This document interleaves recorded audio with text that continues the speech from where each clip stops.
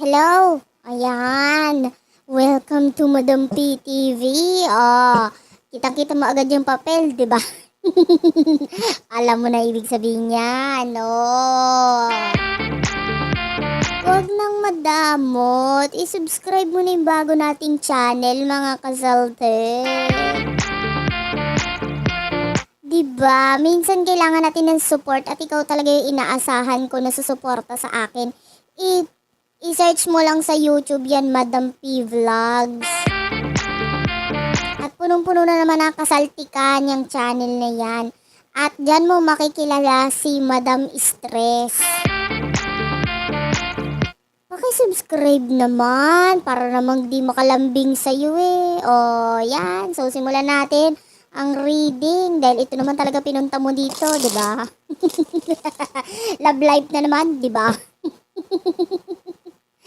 For collective ito, no? So, po collective tayo, wala tayo specific zodiac sign. Kung makarelate ka.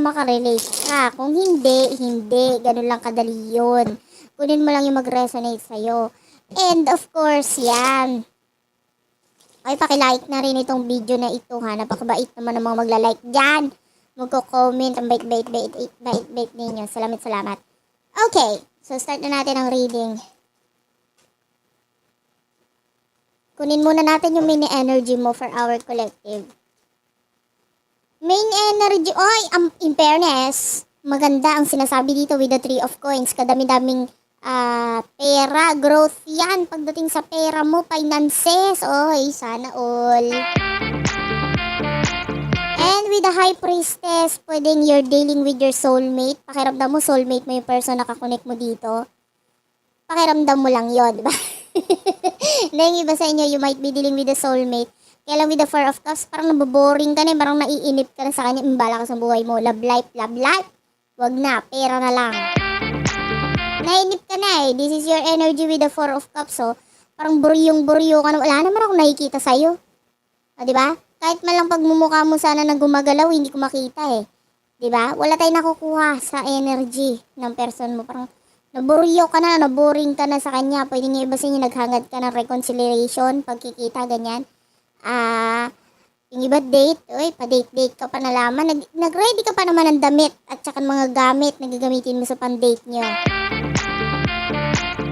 Just in case dumating siya isang beses sa harapan ng pintuan nyo, meron kang ipapakita sa kanya mabulaklak na pagmumuka. Nag-ready ka pa naman, tas wala naman nangyari. Nakakapagod maghintay. So, ikaw ito na-stress ka na. So, ang ending, nag-concentrate ka na lang sa pera mo. Balat siya sa buhay niya, gano'n. Gets mo? Gets, okay. So, sino ba itong person na nakakonect mo? Kung ba't ka nabruyo sa kanya? Sino ba itong person na nakakonect mo? Kaburyo-buryo ba talaga pagmumukha nitong person na ito? Anyway, alamin natin.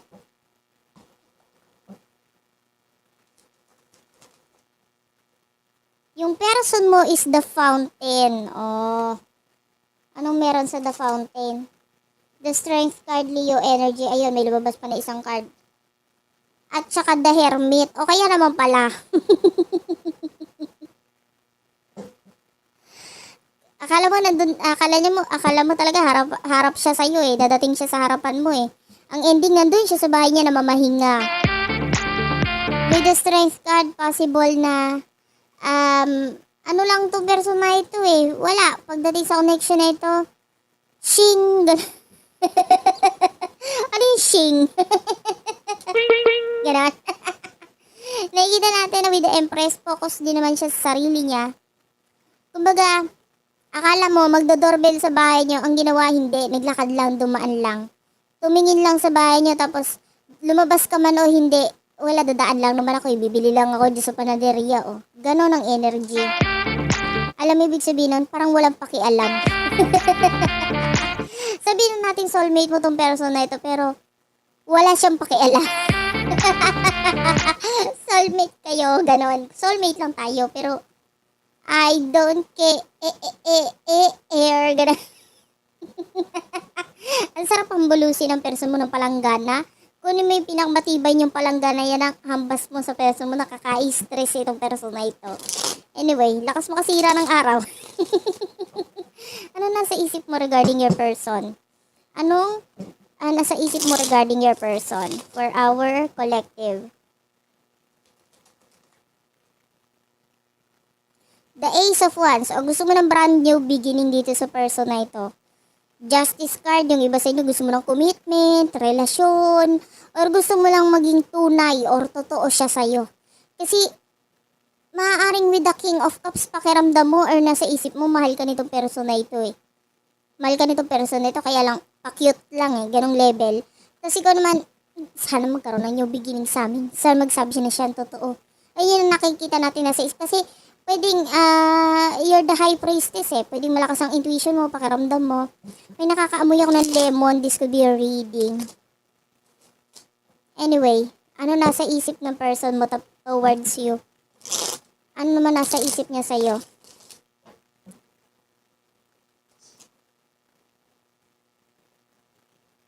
The Judgment, Eight of Cups, and then the Eight of Coins. Wala sa'yo ang isip niya. Di ba? Ay, may angel number 888. Tatlong 8 yan. 8 of Swords, 8 of Coins, saka 8 of Cups. That's an angel number for you. Yeah, more on future ang nasa isip ng person mo para sa sarili niya, hindi para sa'yo.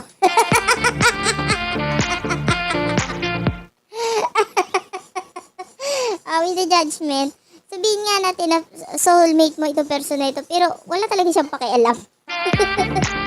Kaysa mag-soulmate, magsabong na lang ako. Magmanok na lang ako. Walang pakialam.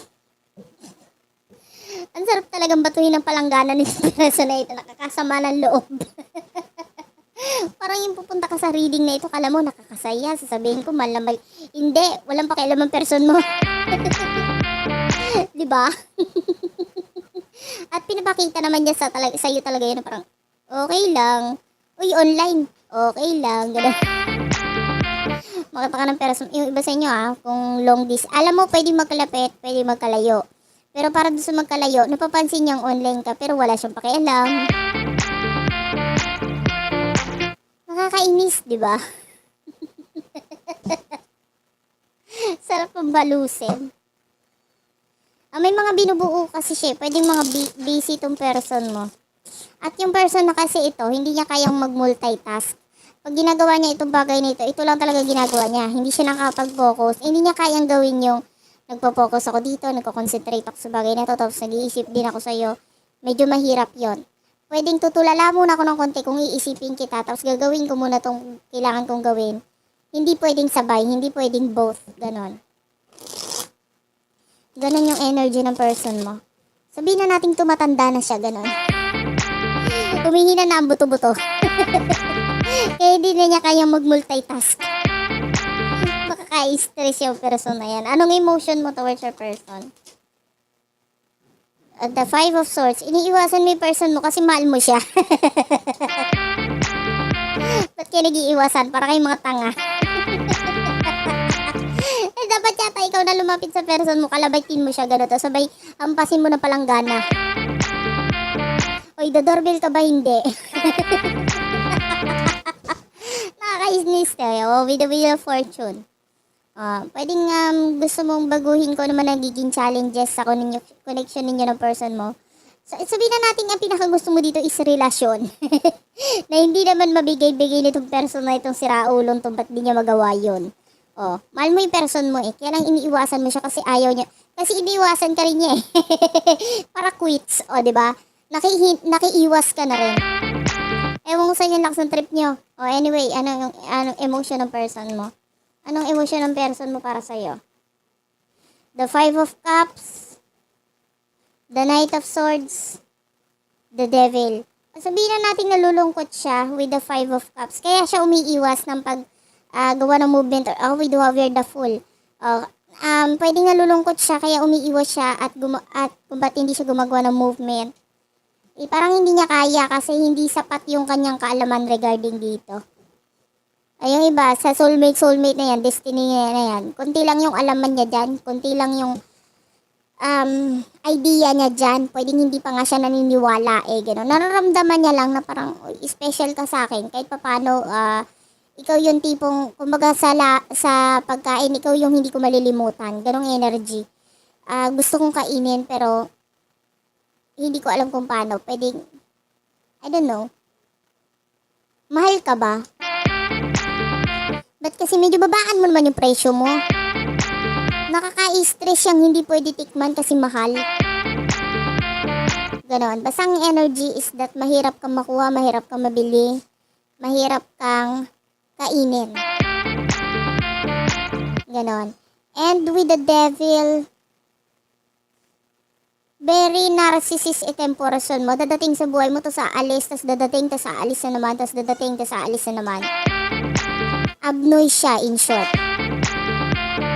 I-ready mo yung palanggana, tapos pa-welding mo ng maigi para siguradong matibay pag pinukpok mo sa person mo.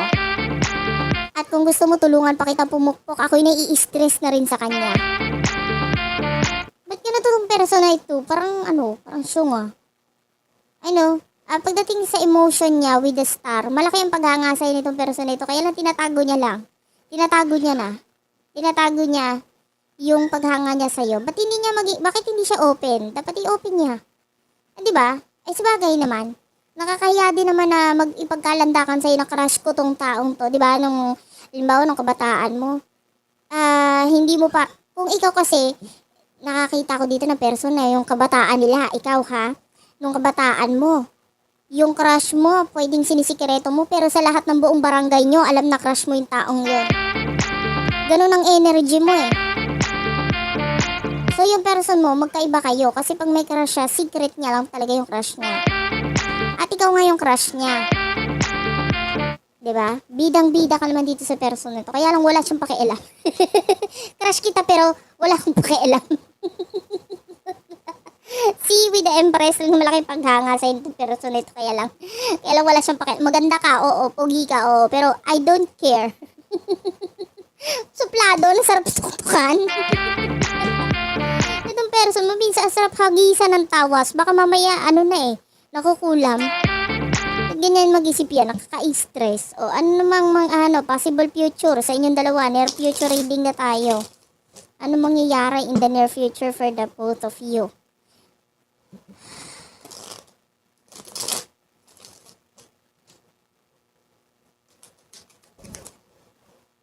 The Page of Cups and then the Knight of Cups, Cancer, Scorpio, Pisces energy. Tell me more. The Star. Kunin na rin natin yung sa side ng person mo. Ace of Coins, the Eight of Swords, at saka one more card. The Two of Pentacles. Okay, meron siyang pina-priority in the near future. Wheel of Fortune.